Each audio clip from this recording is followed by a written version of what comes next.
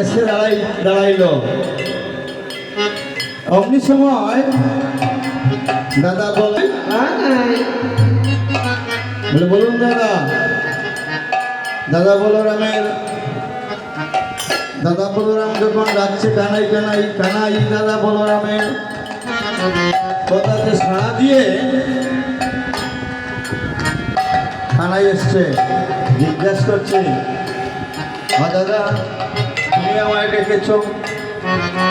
বলে হ্যাঁ ডেকেছি ভাই।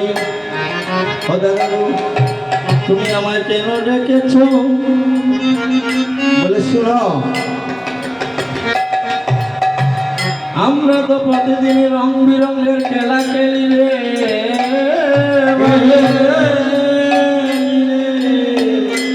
আজ আমরা রং বিরঙের খেলা খেলবো না রে ভাই। আজ আমরা একটি বাজির খেলা খেলবো। বলে দাদা ঠিক আছে। বলে ঠিক আছে, তো বাজির খেলাটা কিভাবে খেলবে?